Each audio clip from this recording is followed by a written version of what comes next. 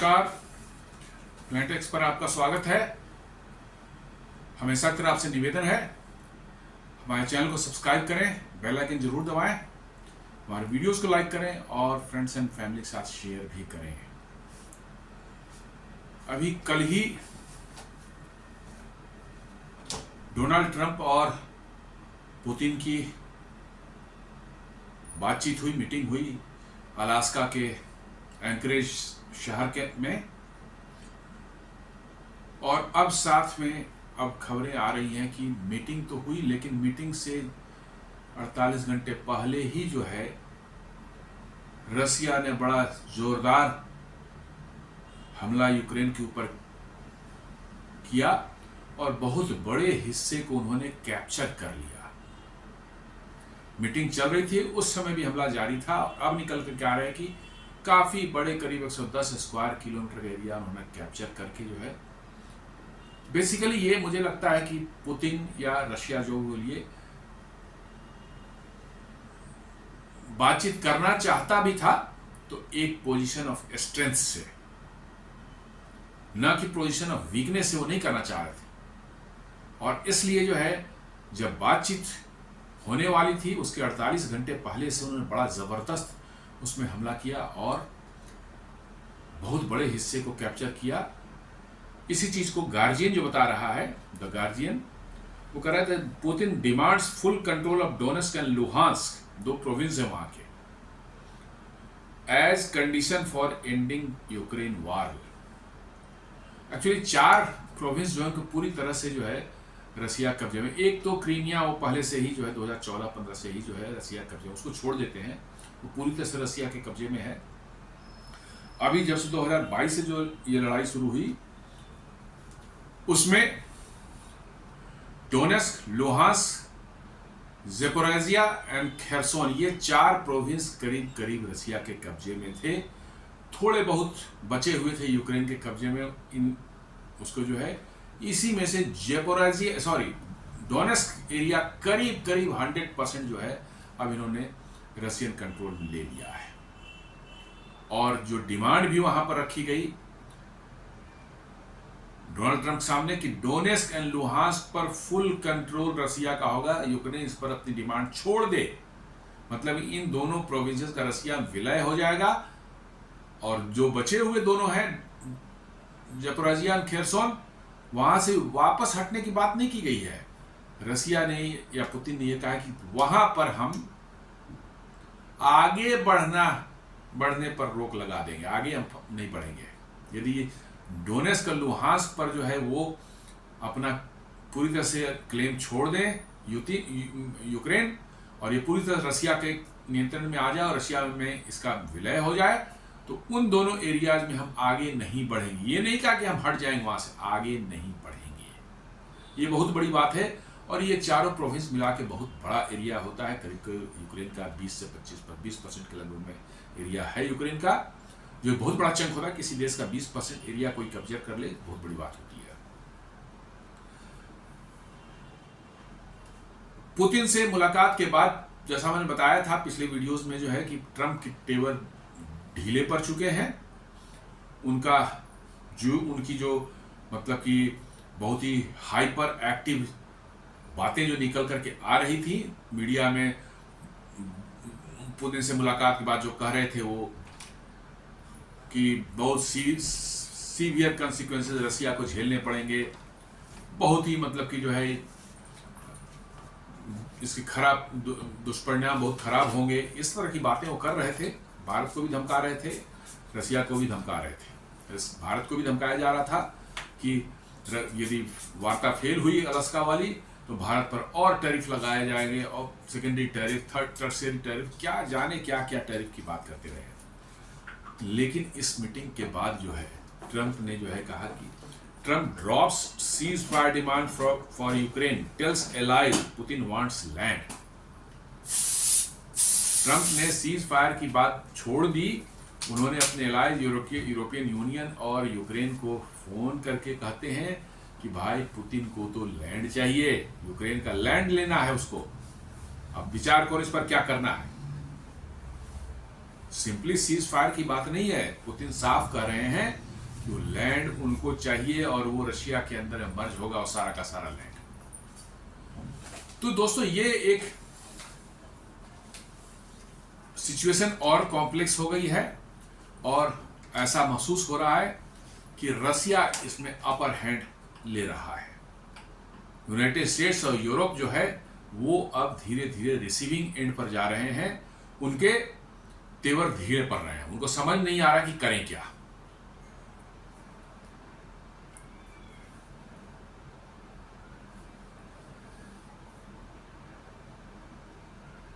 India today बता रहा है कि Trump conveyed Putin's Donetsk demand to Zelensky after Minsk, he refused.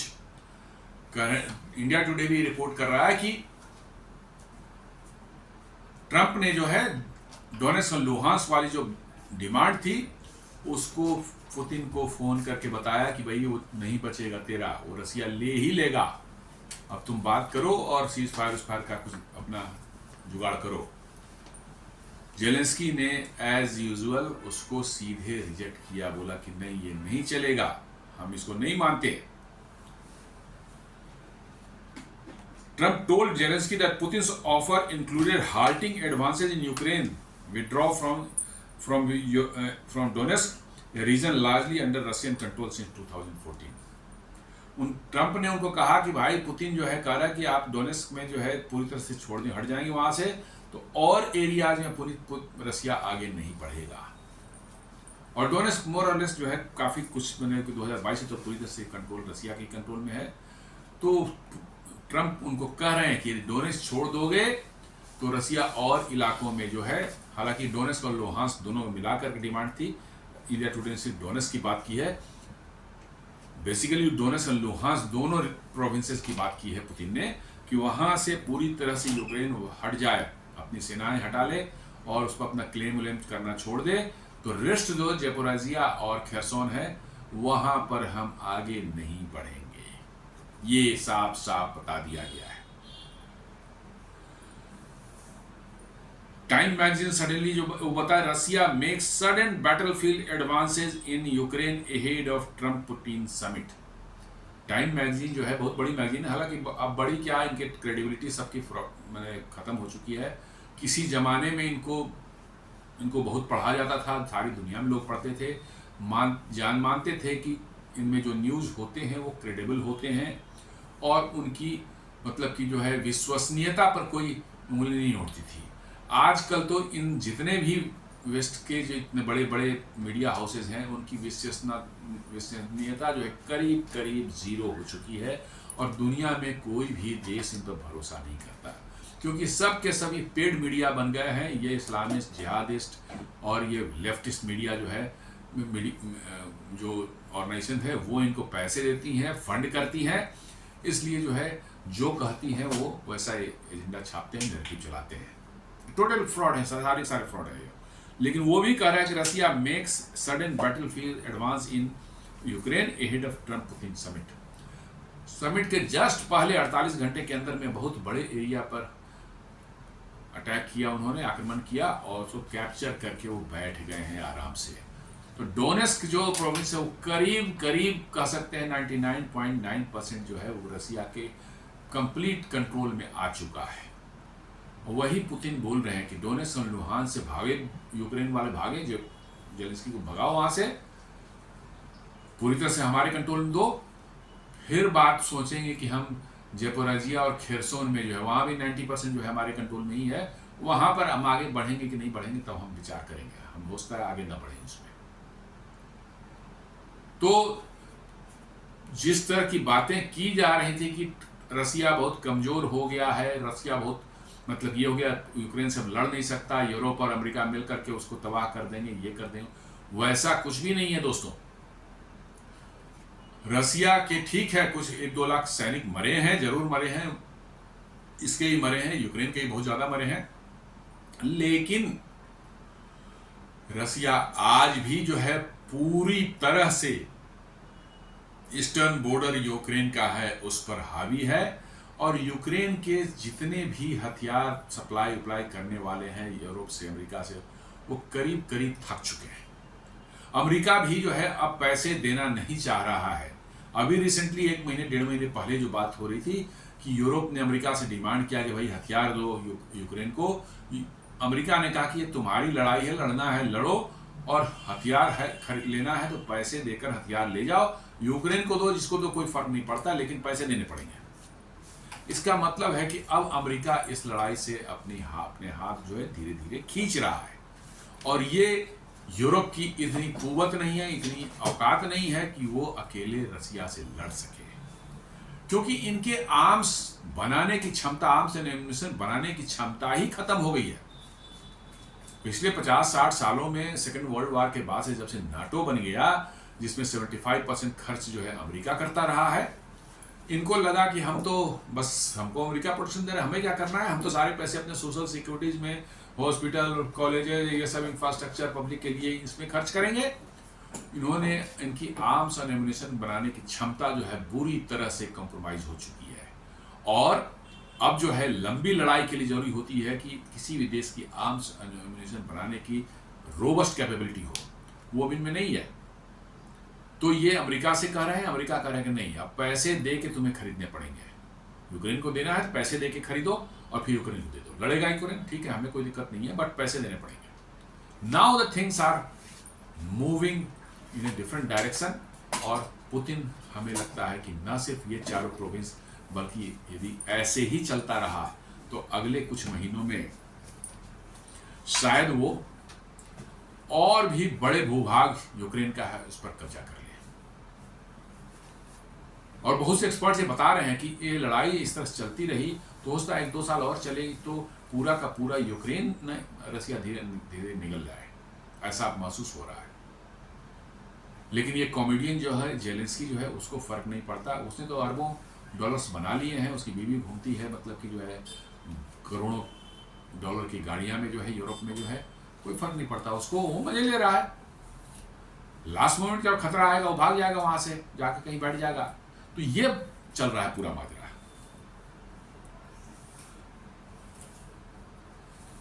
CNN में रिपोर्ट कर रहा है, ये रिपोर्ट जो है सब 14 तारीख की ही है, 12 तारीख की है, लड़ाई की जो 15 को बात होने वाली थी पुतिन और ट्रंप की अलास्का में, उसके जस्ट 2 दिन पहले की बात वो है। Russian troops pierce Ukraine's patchy defences in Donetsk says before Trump Putin summit, days before Trump Putin summit. सारे रिपोर्ट कर रहे हैं, ऑल द वेस्टर्न मीडिया जितने हैं वो रिपोर्ट कर रहे हैं कि रसिया ने बिल्कुल उनकी डिफेंस लाइन को तोड़ते हुए जो है, सबको नष्ट करते हुए आगे बढ़कर के बहुत बड़े हिस्से पर कब्जा जमा लिया है, और इससे जितना बड़ा हिस्सा रसिया के कब्जे में होगा, पुतिन के निगोशिएटिंग पावर उतनी ही ज्यादा बढ़ जाएगी, क्योंकि फिर उसके बाद यूक्रेन को जो है निश्चित रूप से जो है निगोशिएट करने के लिए बहुत बड़ा कुछ बचेगा नहीं उसके पास में। जो उन्होंने यूक्रेन पास से किया था, उन्होंने जो रसिया के कुर्स्क रीजन में बहुत बड़े हिस्से पर कब्जा कर लिए थे, उसको रसिया ने 8-10 महीने में ठेलते ठेलते उनको वहां से भगा दिया है, और फिर से वो रसिया के कब्जे में जा चुका है। इसलिए अब उसके बाद जो है यूक्रेन के पास कुछ बचेगा नहीं नेगोशिएट करने के लिए।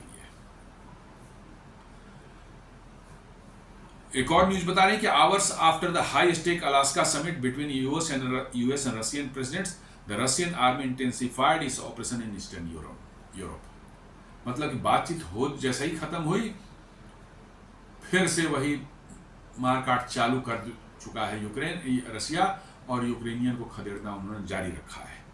Moscow claims to have captured multiple villages in Donetsk and Dnipropetrovsk, shot down Ukrainian drones and guided bombs and targeted ammunition depots near Kyiv। उन्होंने कहा रहा है कि ये 2 रीजन है, डोनेट्स्क एंड डेनप्रोपेट्रोवस्क जो है, इस बहुत से बड़े एरिया पर हमने कब्जा किया है, बहुत सी यूक्रेनियन ड्रोन और उनके गाइडेड बॉम्ब्स जो हैं उनको डिस्ट्रॉय किया है, और कीव के नज़दीक में हमने उनके हथियार डिपो को भी बुरी तरह से बर्बाद किया है। तो रशिया पूरी तरह से ऑफेंसिव में है, उसको कोई फर्क नहीं पड़ता। कहा मैंने कि 21,000 सैंक्शन लगा चुके हैं, तो अब सैंक्शंस और इस सब बात का कोई मतलब ही नहीं रह जाता। किसी बात को, किसी जो है टूल को आप एक्सेसिव इस्तेमाल कर लें तो वो टूल ऐसे ही इनइफेक्टिव हो जाती है। तो इन्होंने तो इतने सैंक्शन लगा कि अब रसिया पर 2-4-10 और ला दिए, दे हार्डली बॉदर अबाउट दैट। लेकिन अमेरिका और इन लोगों को, यूरोपियन को लगता है नहीं, सैंक्शन एक ऐसी चीज है, सैंक्शन जो हम लगा देंगे सारी दुनिया जो उसका हमें डर जाएगी, सैंक्शन जो ऐसा हो, अरे क्या सैंक्शन भाई, सारी दुनिया ने तुम्हारे सैंक्शन की अब ऐसी तैसी मतलब माँ बहन एक करके रख दी है, ऐसी तो हालत कर दिया, अब कोई सैंक्शन नाम से किसी को डर ही नहीं है भाई। 21,000 सैंक्शन कोई सैंक्शन होते हैं? उन्हें किस चीज पर सैंक्शन लगाया हुआ, मुझे लगता है कि screw nut and bolt screw जो है उस पर भी सैंक्शन लगा रखा है। क्या किया है भाई 21,000 सैंक्शन? तो अब उसका नतीजे अब आ रहे हैं, भैया तो सैंक्शन रख अपनी जेब में, वो जो है घुसते जा रहे हैं यूक्रेन में, और धीरे धीरे यूक्रेन का जो है बड़ा हिस्सा जो है वो परमानेंटली रशिया का भूभाग बन जाएगा, ऐसा लग रहा है। एक और न्यूज एजेंसी बता रहा है, Russia makes biggest 24 hours Ukraine advance in a year. वो कह रहा है कि रशियन आर्मी टुक और claimed 110 square kilometres on August 12 compared to the previous day. It was the most since late May 2024। बोलता है पिछले एक साल में इससे बड़ा हमला नहीं किया था और इससे बड़ा हिस्सा इन्होंने कैप्चर नहीं किया था। 110 स्क्वायर किलोमीटर का एरिया एक दिन में उन्होंने कैप्चर कर लिया, क्योंकि अब ऐसा कि यूक्रेन के डिफेंस लाइन जो है बिल्कुल पूरी तरह चरमरा चुकी है, अब कुछ है नहीं इनके पास में। यूरोप से सप्लाई भी जो धीरे धीरे उनका जो है बहुत ही मतलब पैची हो चुका है, कभी कुछ आया फिर 10 दिन इंतजार कीजिए फिर कुछ आया, तब तक तो बहुत कुछ बदल जा रहा है। कितना नहीं, यूरोप की फाइनेंसेस जो है अपने आप में यूरोपियन कंट्रीज की बहुत अच्छी नहीं है, इसलिए यदि जेलेंस्की ये उम्मीद कर रहा है कि यूरोप उसको बचा लेगा, ये पुराना ग्लोरी जो यूरोप का सोच रहे हैं कि जो आज से 200 साल 300 साल पर यूरोप का जो था दुनिया पर राज चलता था, आज भी यूरोप वही है, ये सबसे बड़ी गलतफहमी इन यूरोपियंस और ये जेलेंस्की और ये सब अमेरिकन हैं इनमें है। यूरोप अब वो यूरोप नहीं है भाई, जिस समय वो सारी दुनिया पर कॉलोनीज बना करके राज करते थे, now that era has gone.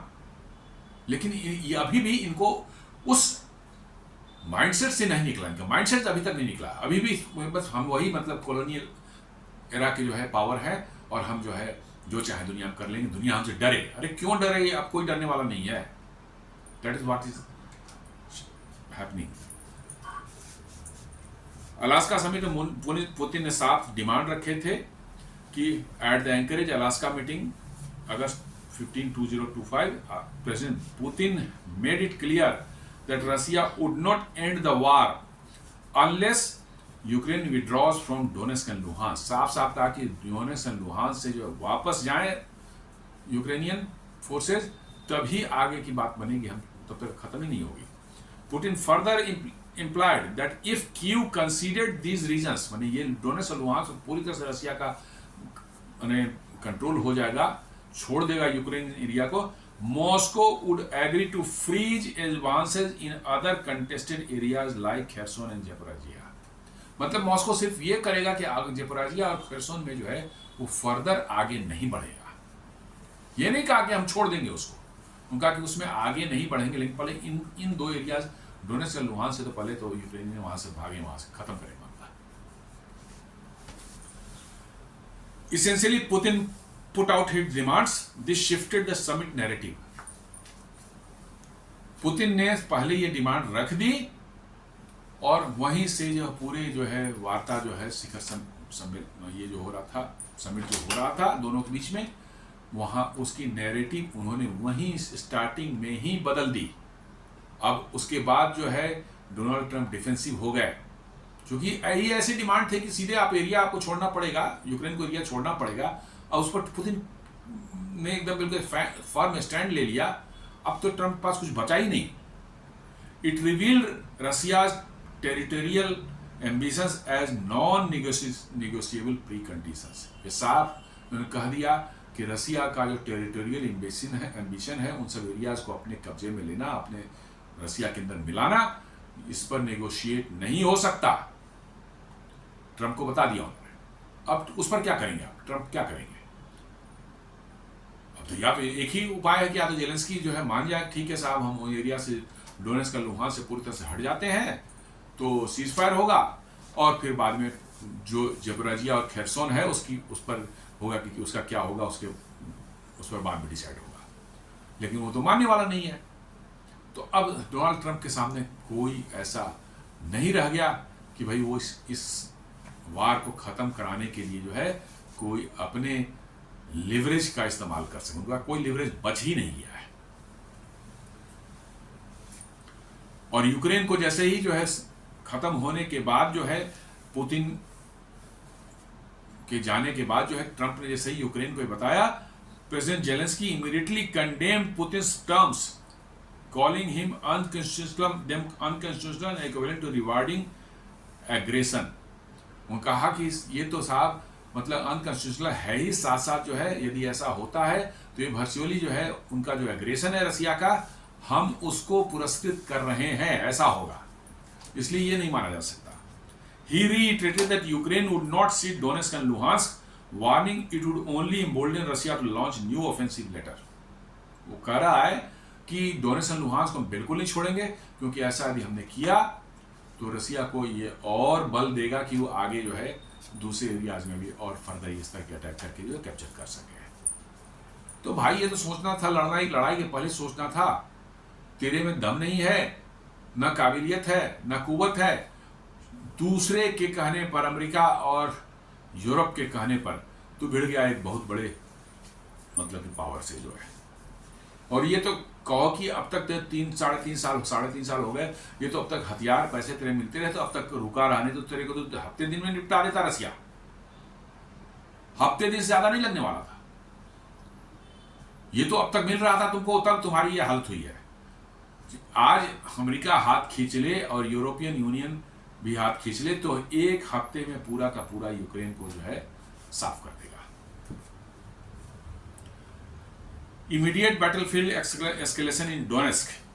कहा कि within 24 to 48 hours of the summit, Russian forces launched one of the fastest offensive in months, capturing multiple villages around Dobropilya and pushing towards the Pokrovsk and Kramatorsk corridor।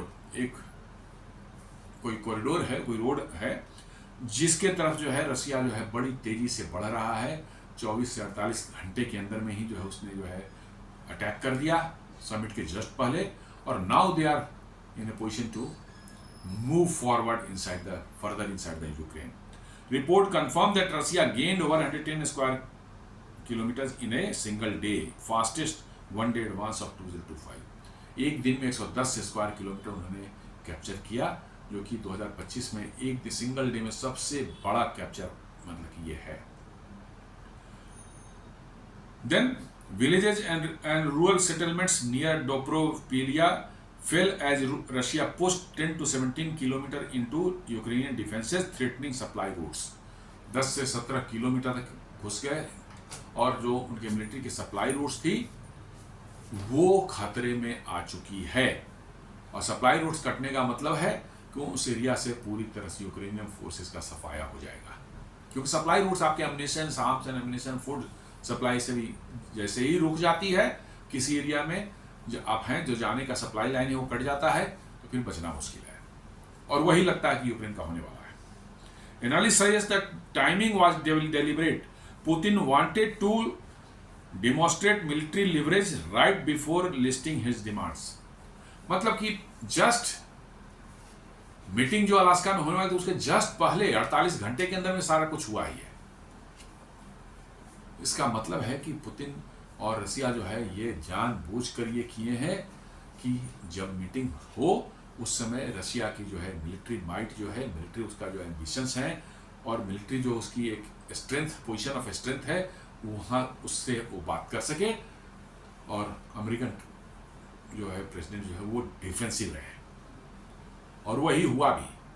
Putin ने अपना firm demand रख दिया, उसका Trump को इसके बोलने का कोई चारा नहीं रहा कि मैं यूरोपियन यूनियन से बात करूंगा, फिर मतलब कि जो है जेलेंस्की से बात करूंगा और तब मैं आगे देखा जाए क्या होना है। मतलब he was put on defensive. जबकि मीटिंग के पहले उनका क्या कहना था, वो तो मीडिया पर्सन है, उनको मीडिया मैंने ग्लेयर चाहिए, 24 घंटे मीडिया ग्लेयर उनको चाहिए। शायद रात में सोते समय भी उनको मीडिया कैमरा लगा के उनको ऊपर रखे तो गलत, वो भी शायद उसको लाइक करेंगे।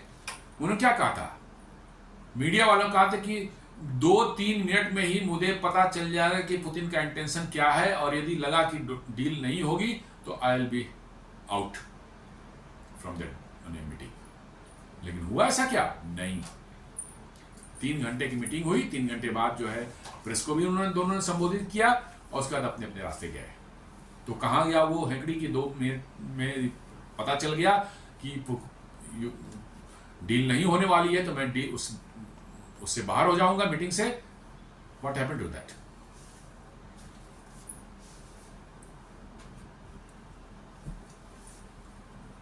राइटर्स भी जो वही बता रहा है, सब सारे Russia makes biggest 24 hour advance in eastern Ukraine ahead of Alaska summit.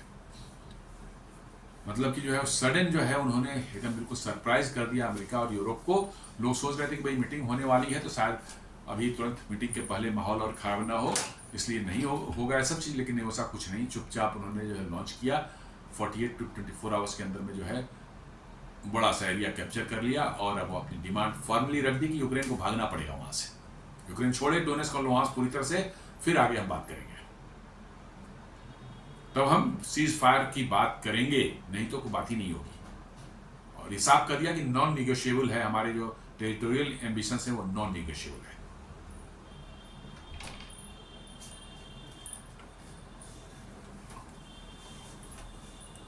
और उसके बाद भी hours after the high stake Alaska summit between US and Russian president, the Russian army intensified its operation in eastern Ukraine. मतलब meeting के बाद भी और तेज कर दिया उन्होंने अटैक जो है यूक्रेन में, ईस्टर्न यूक्रेन में जो है।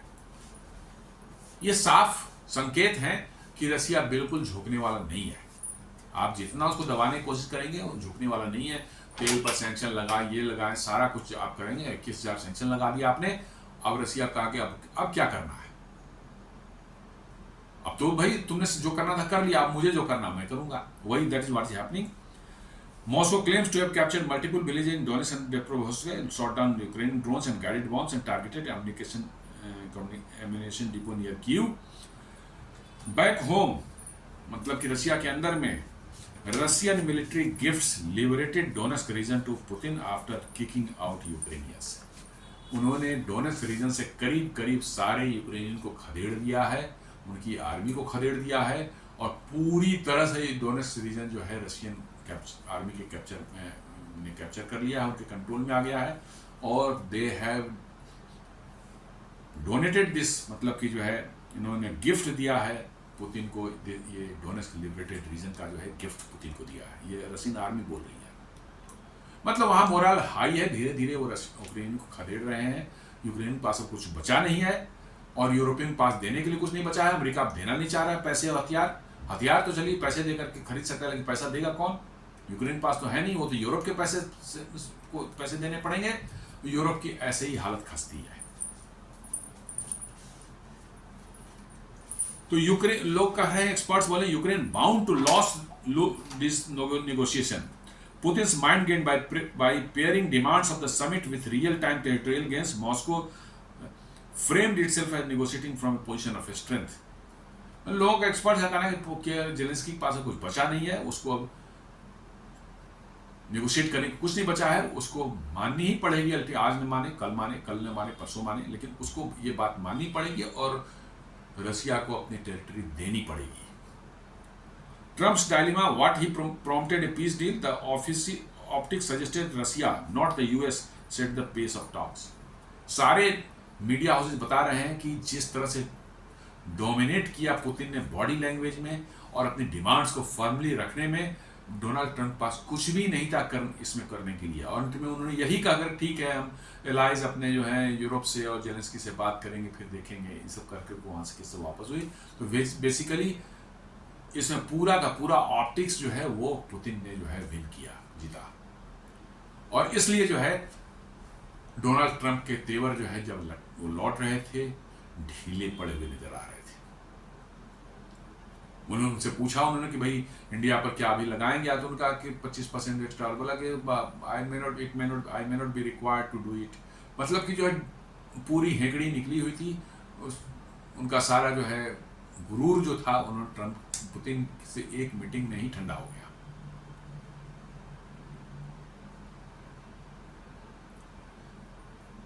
Military advantage to Putin, battlefield stake, the fall of Dobropilya or encirclement of Pokrovsk could trigger a larger Ukrainian withdrawal from Donetsk, precisely what Putin wants as leverage.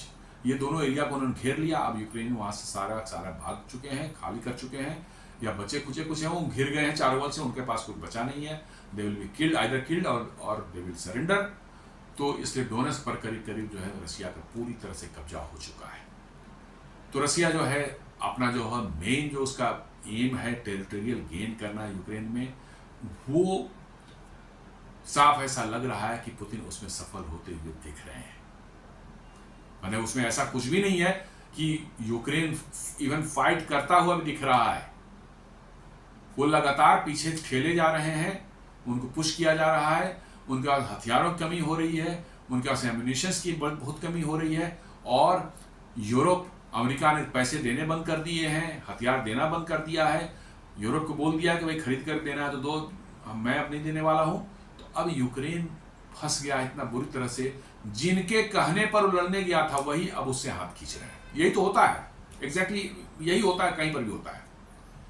आप दूसरे के चढ़ाने पर जो है आप भिड़ गए जाकर के एक पावरफुल मैंने किसी आदमी से या किसी कंट्री से जो है दूसरे चढ़ाने, अपनी कैपेबिलिटी हो उसमें मैं भिड़ जाऊं तो चलो एक बात बनती है, नो प्रॉब्लम। लेकिन आप दूसरे के कहने पर जाके भिड़ गए वहां पर, इस उम्मीद में कि जो हमें कह रहा है, जिसके कहने पर मैं जा रहा हूं, वो मुझे पैसे देता रहेगा, हथियार देता रहेगा, हमेशा कहीं देता रहेगा और मैं लड़ता रहूंगा। तो भाई ये कितने दिनों तक चलने वाला है?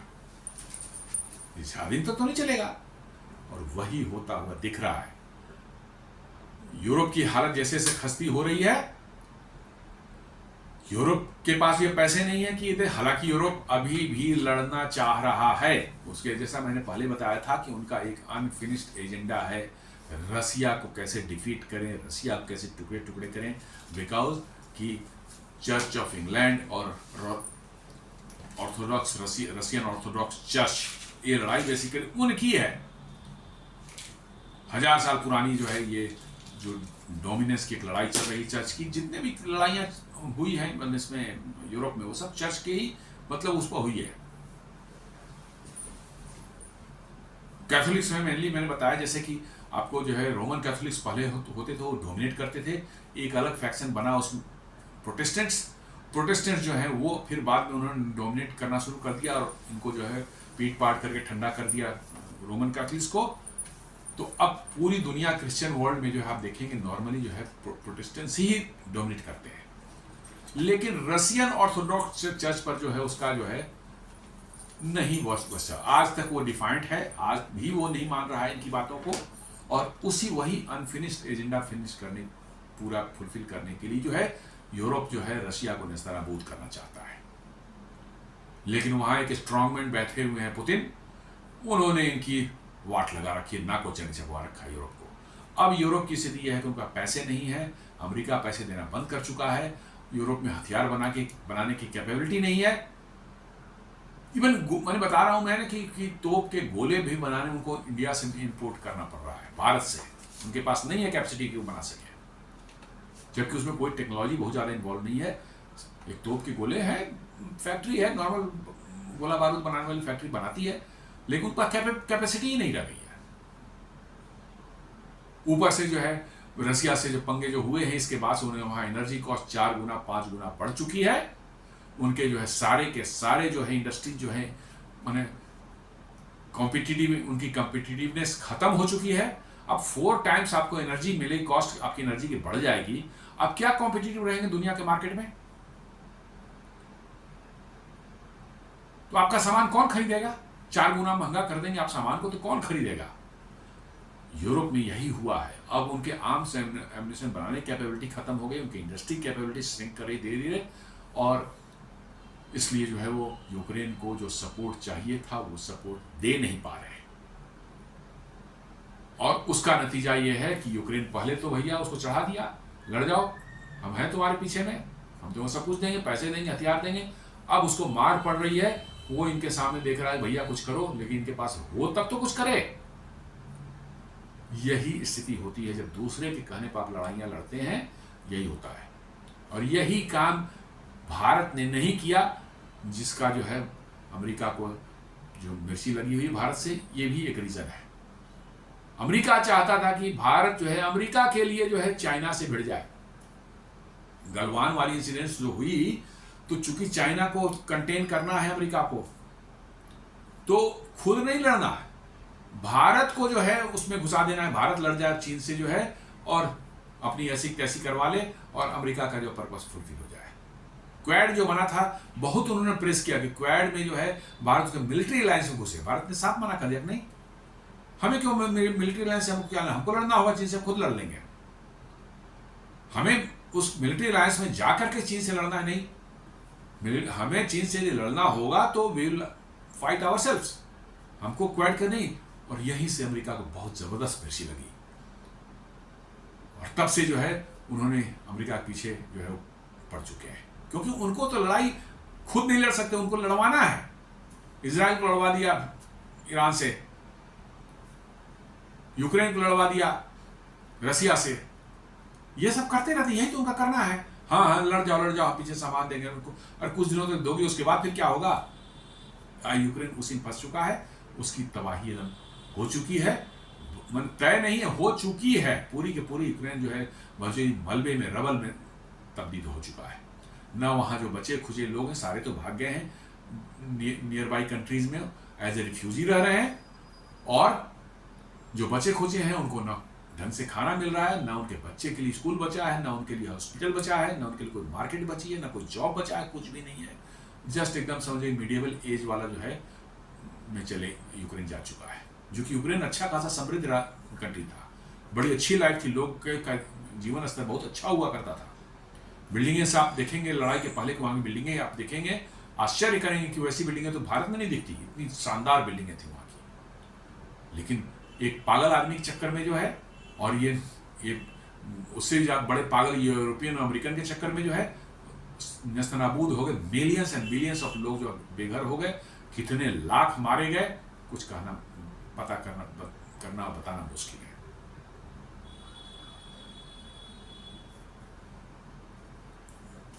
रसिया सीज विक्ट्री, ये वॉशिंगटन पोस्ट लिख रहा है, Russia sees victory as Trump adopts Putin's approach to ending Ukraine war. जो यूक्रेन वार को खत्म करने के लिए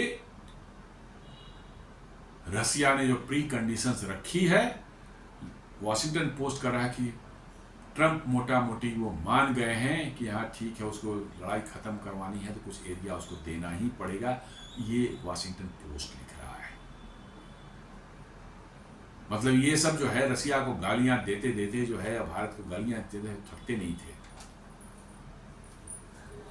तो दोस्तों ये छोटा सा मतलब कि जो है एक विश्लेषण था, कैसे पुतिन और इनकी जो वार्ता हो रही थी डोनाल्ड ट्रंप की, उसके बीच में कैसे रसिया ने यूक्रेन पर हमला किया और बहुत बड़े हिस्से पर कब्जा करके वर्चुअली एक उन्होंने अपनी डोमिनेंस शो कर दी है, और इस बातचीत में उन्होंने एक अपर हैंड ले लिया है और साफ कर दिया है कि हमारे कंडीशंस ये हैं कि डोनेट्स्क और लुहांस्क से जो है यूक्रेन पूरी तरह से भाग जाए, वहां से हट जाए उनकी सारी मिलिट्री, तब सीज फायर होगी और ज़ेपोरिज़िया और खेरसोन को में हम आगे फिर नहीं बढ़े, जितना हमारे पास है वहीं पर रहेंगे, देखेंगे बाद में क्या करना है। तो दोस्तों ये था छोटा सा विश्लेषण, उम्मीद करता हूँ ये आपको पसंद आया होगा। आप इसे लाइक करें, अपने फ्रेंड्स एंड फैमिली के साथ शेयर करें, हमारे चैनल को सब्सक्राइब करें एंड बेल आइकन दबाना बिल्कुल नहीं भूलें। धन्यवाद।